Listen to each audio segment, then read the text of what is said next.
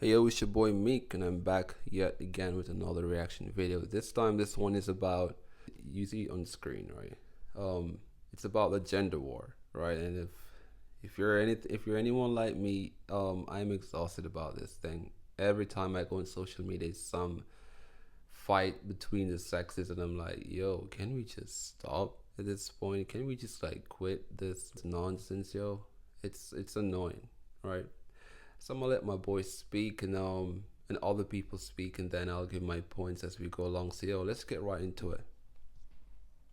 Onto each other and calling it a gender war. A lot of men are carrying humiliation, rejection, emotional neglect, pressure, loneliness, and years of being told they're only valuable if they produce, perform, suppress, provide, or man up. A lot of women are carrying fear, betrayal, trauma, objectification, abandonment, manipulation, violence, abuse, exhaustion, and years of being treated like their worth begins and ends with what they can give to everybody else. Both are real, both hurt, both leave scars that completely reshape how somebody sees love, trust, intimacy, and safety. But somewhere along the line, social media figured out that pain gets more engagement when you turn it into a war. So now everybody's algorithm is feeding them the worst examples of each other until people genuinely start believing half the planet is their enemy. Men watching clips of toxic women all day. Women watching clips of toxic men all day. Everybody is building their worldview off trauma compilations and rage bait. And the scary part is that once somebody's nervous system gets hurt enough, they stop looking for understanding and start looking for confirmation.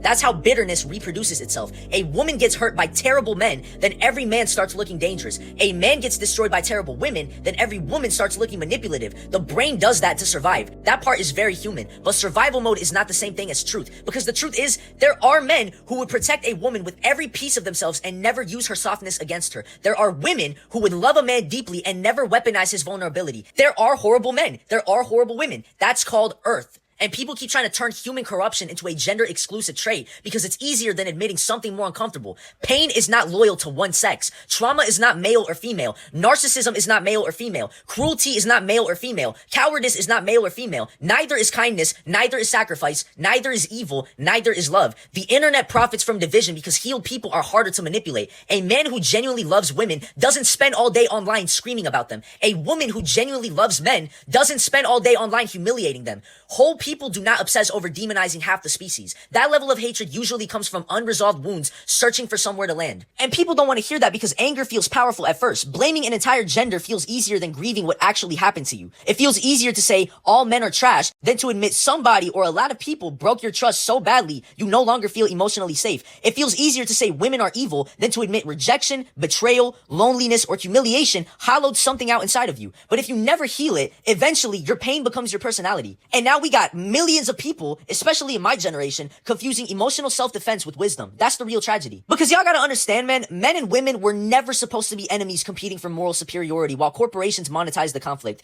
Human beings are at their strongest when healthy masculinity and healthy femininity stop trying to dominate each other and start understanding each other. Not controlling, not humiliating, not reducing each other to stereotypes. Actually understanding. So he cooking.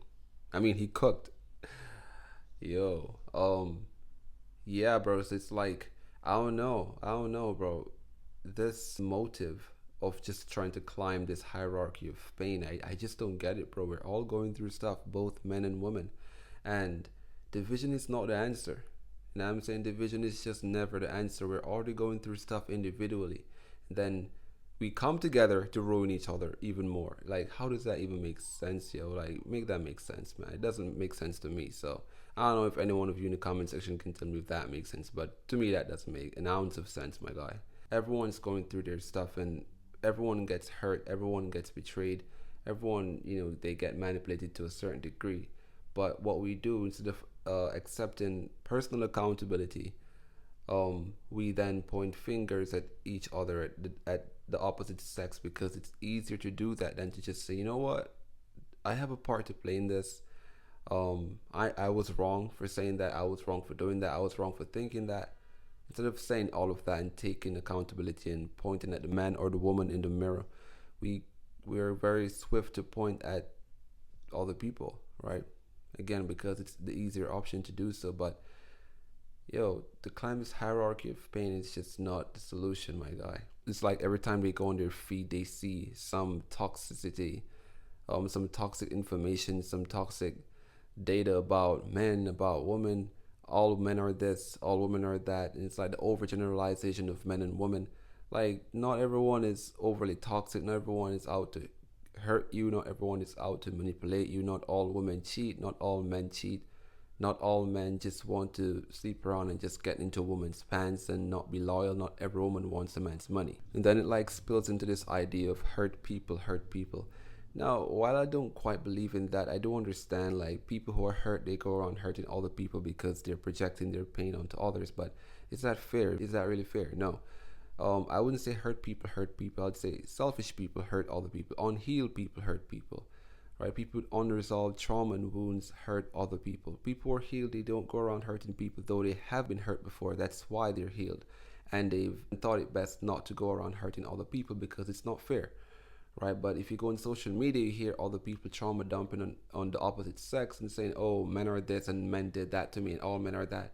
Or women are this and all women are this because they cheated. And it's like, guys, understand that you're hurting, but don't try to let your pain become everyone's reality here, right? No one want to live also through your trauma. No one want to be experiencing your disappointments. No one want to experience your pain. People want to live a life that's meaningful to them. They're already going through stuff, and then you're trauma dumping on them. It's just not good, guys. So this whole gender onslaught and just war that's going on, it just needs to stop. Honestly, I think I'm finally starting to understand why women are so fed up with men. Honestly, I get why men are fed up too. That's the problem. When my wife and I were really struggling, I'd get on my phone and my feed would basically tell me the same thing over and over. You're underappreciated. You deserve better. She doesn't respect you. She doesn't see your value, king.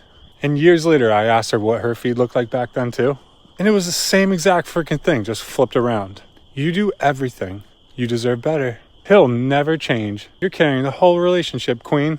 And that messed me up a little bit, because now it's not even two people trying to work through a problem. It's two hurt people being coached by the algorithm to feel more right. And once you get your pain validated enough, you stop looking for the truth and you start looking for evidence. Evidence that you're the victim.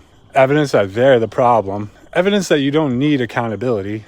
You need to find a better partner. And listen, I'm not saying that people don't get mistreated. I'm not saying that bad, toxic relationships aren't real. I'm saying that my phone can take every selfish, bitter, resentful part of me and hand it a microphone. It can make me deeply ungrateful while finally convincing me that I'm seeing clearly. Meanwhile, if I'm honest, I had way more to work on than I'd like to admit. I could have been way more patient, more kind, less defensive, a better listener. I could have just been a better partner. And that's the part of the internet that doesn't sell well, because self-reflection doesn't go viral like blame does. Blame feels better for like 5 minutes, but accountability is the only thing that ever changed me. It can't make somebody else look in the mirror. I can only look in mine. And maybe that's the real work. Not finding more content that confirms why I'm hurt, but doing enough soul searching that I stop needing strangers on the internet to keep me stuck there. This is a classic example of what you feed your mind ultimately becomes your reality. Right? Because if you keep feeding your mind with toxic contents about the opposite sex, how men are trash, how women are prostitutes, and they're this and they're that, and they're escorts, and you ultimately train your brain to see every woman like that, to see every man like what you're feeding yourself and consuming. All the data you're consuming in social media, that's what will shape your reality ultimately, right? And it's not a healthy way to be living, to be honest. Walking around thinking everyone is just the worst of the worst. Then, guys, yes, I know we have people out there who are like these things that we hear about on social media, but not everyone is like that. And social media is very exaggerative, right? So people come in there and be like, I've been hurt. Yeah, all men are like, I've been hurt. Yeah, all women are like, it's like, guys, no. Okay, no. So you might even have a partner, just like what the gentleman was saying, right? Have a partner, and then the next thing you know, you start having bad vibe toward your partner because you've been consuming these contents that make you suspicious of your wife or suspicious of your husband when they're nothing like what's going on social media. But because your mind is being fed with these toxic data every single day, right? It ultimately shapes how you view people, right?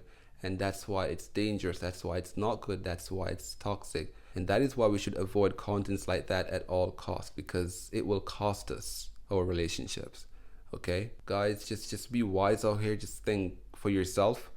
Don't be allowing people to try to dictate your future or your present moment right now. There are beautiful men and women out there. Okay, beautiful men and women out there, and you can experience them too.